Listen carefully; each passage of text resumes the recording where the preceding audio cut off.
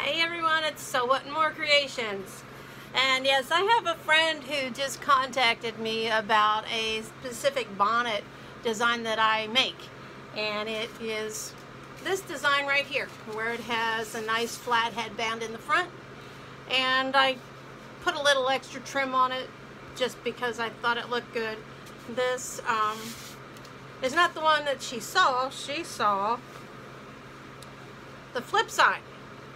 So she was under the impression that it was just this design, and I told her, I was like, no, it's two-sided. I do all reversible bonnets, and that's all I do. Although I have made others that are not. Now this particular design is actually a pattern that I found after I had my shoulder surgery. The nurses in the hospitals were wearing these bonnet type hats, and then one of the nurses said, well, if you make bonnets, you need to make these, and she pointed to her head. So I went looking around. I was going to come up with my own design, but I lucked out. Simplicity actually makes one. It's called, it's number 1020, and as you see, it's hospital scrubs, but included is the bonnet, the exact design that I'm making. I just put my own little twist on it. These are not reversible. I am making them for nurses, but they have to be out of cotton. They cannot have the satin ones, I guess, because of bacteria and whatnot. So I have the cotton version, and then I have these that I make that might be satin on both sides, or I'll have cotton on the outside and satin on the inside. So anyway, the pattern pieces are really simple. You only have 3 pieces. You have the basic, the bonnet part, the round part, the top. And I've already hooked these two together. You have the headband piece, which goes in the front, and then you have the rest of the band that goes around the back. There is elastic in this one. Unlike the totally gathered reversible bonnets that I do make, this only requires 9 inches of elastic. And speaking of the elastic, let's find it. I prefer to use non-roll elastic, and the reason why is it lasts longer in whatever you're making. When you use regular elastic, it's not as full-bodied. Granted, it's softer, but for something like a bonnet to go on your head, you want it to be kind of firm. So I got this 1/2 inch non-roll elastic at the store. You can buy it on eBay. You can find it at Walmart, Joann Fabrics, Hancock Fabrics, if they're still around, and Joann's, Hobby Lobby.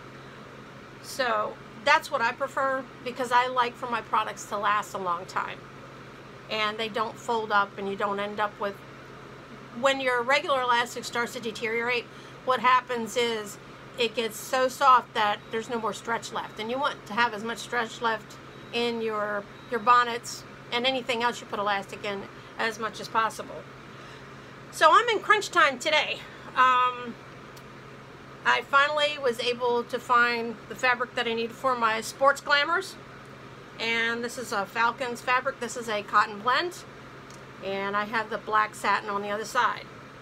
The great thing with this pattern is you put both right sides out, so your wrong sides are together. Now some people, when they make their bonnets, they don't pin them, and I'm an avid pinner, and I'll tell you why. When you are mixing materials like I'm doing, satin, even though it doesn't seem to have any stretch, it does have a little bit of stretch. So when you're doing mixed fabrics together on the same project, it's very smart. And as you can see, I pin about every 2 inches, sometimes less. And that way I don't have to worry about, as I'm sewing, that it will bunch up, or all of a sudden I've got this excess piece of material that slid, because satin is slippery. So when you're working with the satin, it's always best to pin. I know I've seen other videos on YouTube where people that are making bonnets, they just put it in the machine and they just start sewing by hand, no pinning, no nothing. And they don't show you the oopses. I've experienced the oopses. I don't like them. So anyway, what I'm going to do is go ahead and sew this. Now one other thing, one other tip. This is a tip of mine. When you're in, I call crunch time, or you just don't have the patience for it, and you don't want to do tailor tacks, and you don't want to do a marking pen to mark the dots to match them up. Notch it. So on the pattern it has single notches, and so what I'll do, where a dot is, I'll make a double notch, like a squared off edge. Let me show you the one that I did here. See, it's square, whereas the other one is pointed. So I know that that square is where my dot was on my pattern, and when I'm going to gather between the dots, I gather between the notch, the double notch ones. So when you are gathering, and on this pattern it calls for a 3/8 inch seam. 3/8 inch seam for this is perfect, because when you attach the headband part in the original pattern, you put it over top, right sides together, turn it down, and then you do a top stitch. But I do mine reversible, so it's a little bit different. The pattern's really easy to follow, by the way. So when you're gathering, let me find my double notch, because that's my dot. Okay, there it is. And what I'm going to do is, on your sewing machine, at your dot, where your presser foot, see if I can show you this, where your presser foot touches the fabric. Let's see if you can see this. I don't know if you can see that, but right here is the edge of the presser foot, and there's the edge of my fabric. So that's going to be my first stitching line. Now to do that, you put your sewing machine on the largest stitch possible, your gather stitch, and on mine it's a 5. So you put it all the way on the 5, and I'm going to go ahead and do this first line of gather. This is for the front of the bonnet. This bonnet only is gathered in the front, as far as stitch gathered. In the back, that's where the elastic goes. And you want to do 2 rows of the gather stitching.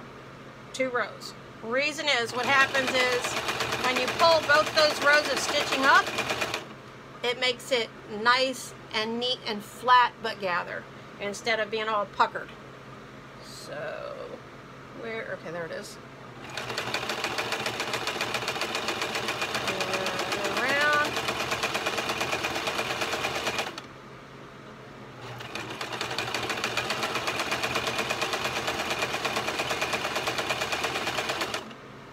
And you want to stop just before where the dot is. Just before it. And bring your needle all the way up.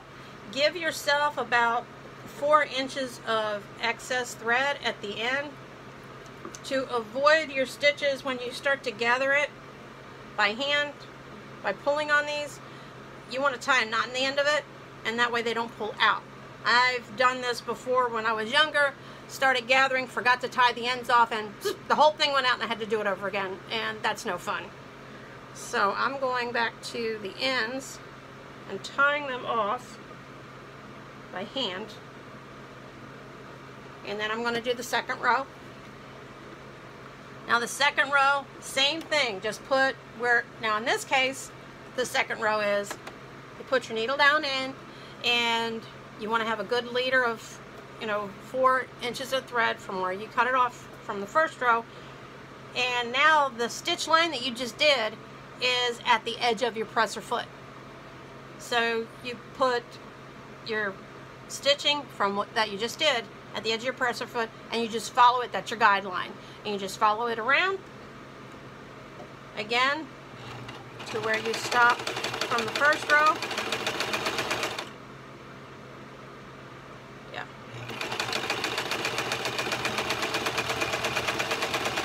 And you can come in a little closer to it if you like. But thing is, the great thing about the gather stitches is when you're done and you finished your product, and if you see those gather stitches on the outside, you can just pull them out, and that's the whole beauty of it.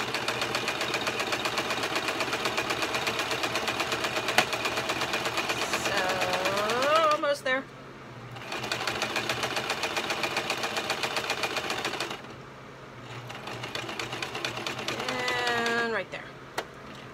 So again, needle all the way up, pull it out, give myself a good 4 or 5 inches of excess thread on the end so I can tie it off.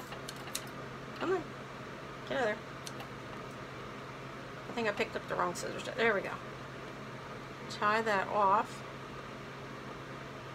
Now this is black thread, so it's hard to see, but this is one of my items for this festival that I've got going. Now, I've done my gather stitches. Now this is another thing. I still have the back end that hasn't been stitched. So what you want to do is go back to your regular stitch width, and mine it's between a 2 and a 3. Most sewing machines is between a 3 and a 4. And then what I'm going to do is that notch that's my dot, I'm going to go and do a regular stitch 3/8 inch all the way around the other side to finish that off.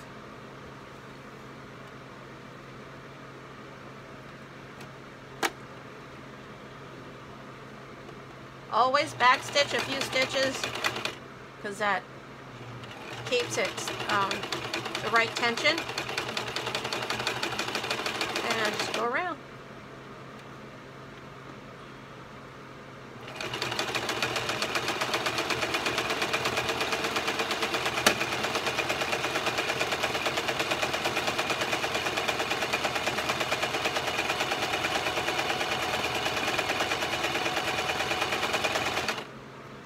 Now this particular pattern, the diameter of the hat part or the circle part at the top is about 20 inches.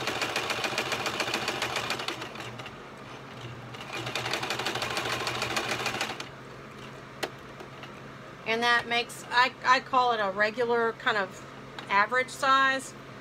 If you wanted to make this design larger, all that you would need to do is when you have the circle pattern on your fabric, you want it a little bit larger, cut out about 1 inch from the edge of your pattern, but still put your notches where you want them, and that way you can have a larger design to hold either, you know, thicker braids or more hair, whatever you need to do for it.